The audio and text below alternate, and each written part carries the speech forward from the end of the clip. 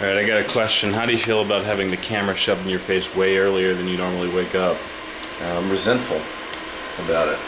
I'm angry at you for doing this, not the viewer, but for you for doing this, you know? Is there any way I can find my way back into your good graces, or? Yeah, you can turn this. It'll be a little punk rock. Yeah. Just the camera. I'm gonna grab your hand just as soon as you don't drop it. Okay, you ready? Yeah, sure. Ask me again. Well, is there any way you could ever consider helping me get back into your good graces? You can turn that shit off.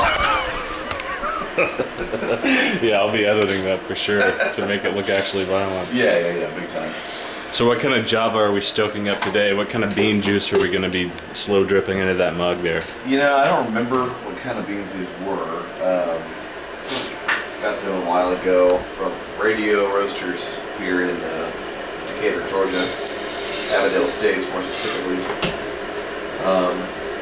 But they're quite good, quite nice. So I'm engaging right now within the grinding process. Okay.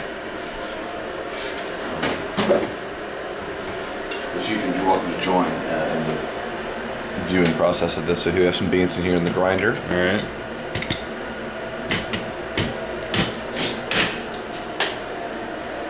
You gotta plug it in for sure. Yeah. Get the power source activated. So warning for the viewers at home, it's going to get really loud. Okay, so if you're at 75% volume, 50, I'd say turn all the way down to 5%. Understood. Just a heads up. All right.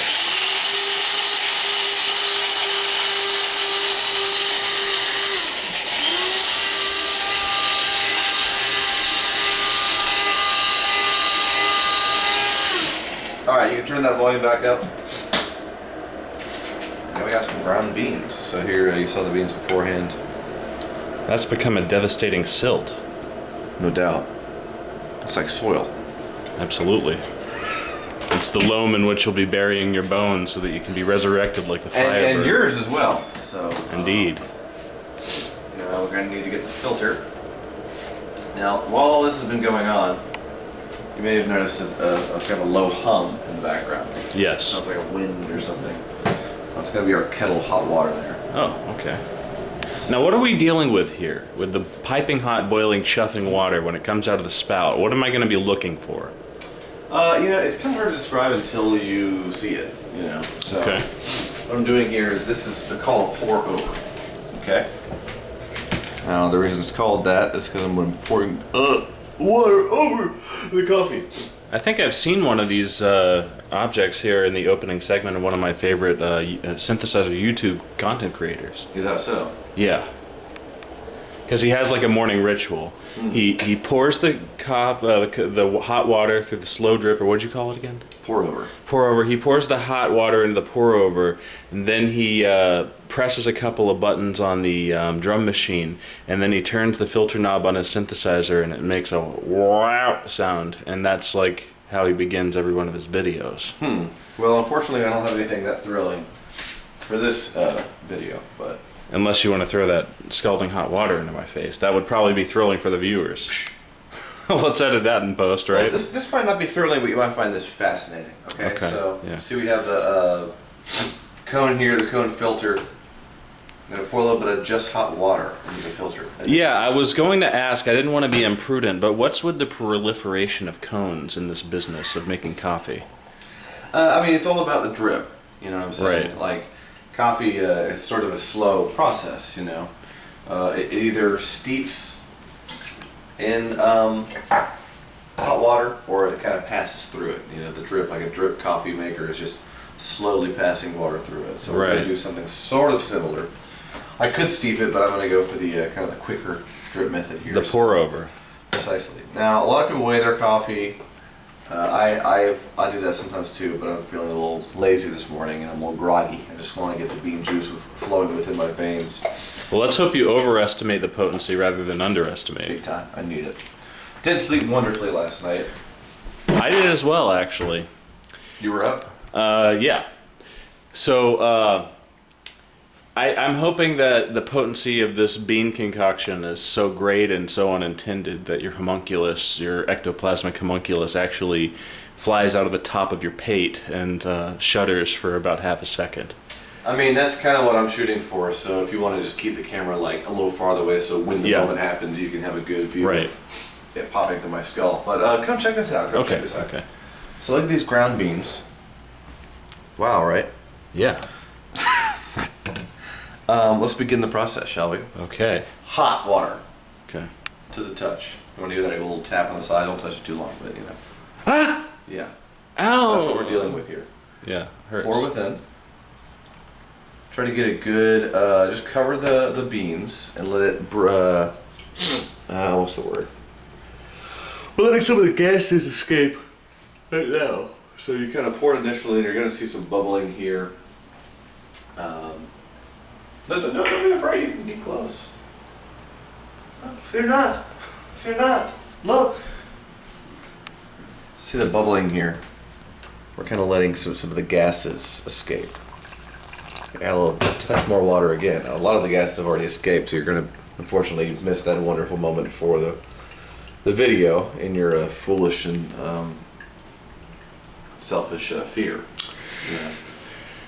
I'm sorry, Grant. Yeah, it is what it is, you know, so I'm not that mad. I did want to comment about, again, the proliferation of conical platonic solids or pseudo cones that we see involved in this tea making process. And as you sort of explained, it's because essentially you need to siphon off and funnel off a number of fluids and gases in order to make the coffee experience efficacious. And it strikes me, just in the language you're using to describe this coffee making process, it sounds quite alchemical. I mean, there is something a little, crudely scientific about it. You know, like here we're just making a cup of coffee, pouring through the cones, getting these gases to escape, hot water, but if this was, the Middle Ages, this would be seen as wizardry. This would be, The prelude to a wizard's breakfast. 100%. Or a key ingredient in the wizard's breakfast. Now, this is hardly an analogy. I think I'm literally talking about an alchemical process right now. But, just for the audience at home, for maybe the more skeptical out there, keeping with the analogy. Sure.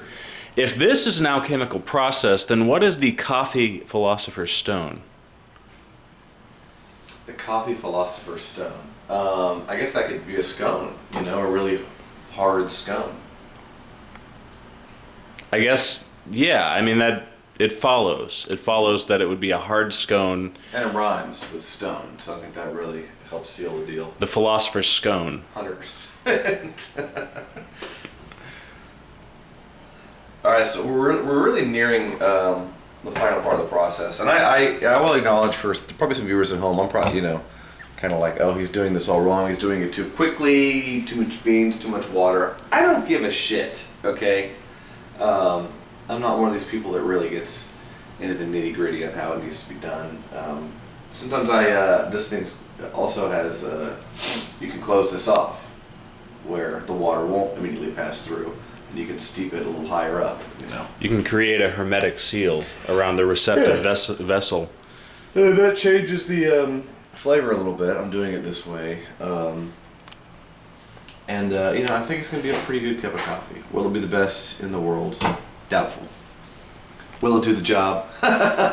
You bet your crack it will. That's butt crack. It won't be so bad that you're going to evacuate the brains out of your skull box with a 12-gauge Mossberg later.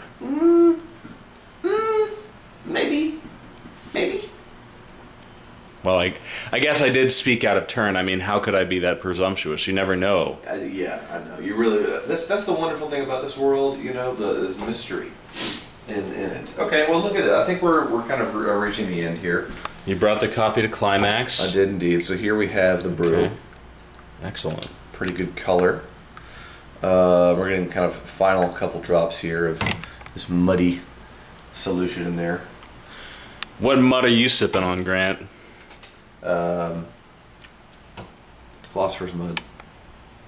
This is what they would refer to in alchemy as vomito negro, in Latin meaning the black vomit, the worthless remainder, caput mortuum, as they call it, the death's head. Yeah, I've never really had a problem with coffee making me vomit. It does, however, give me some. I do make messes on the other end, if you know what I'm saying. Poo poo, you know. Right. You get some of this stuff in your tongue, and it kind of jostles it up a little bit, and you got to be sitting on the toilet making brown yogurt. Well, that's an equally important, if often covered up aspect I of would say it's the magnum opus. Yes, it's a more important evacuation than vomit. Yeah. But yeah, check out this cup. Okay, so a number of evacuations of the brains, of the colon, of the coffee out of that cup and into your gullet. 2 evacuations. All right, cheers to the Philosopher Scone.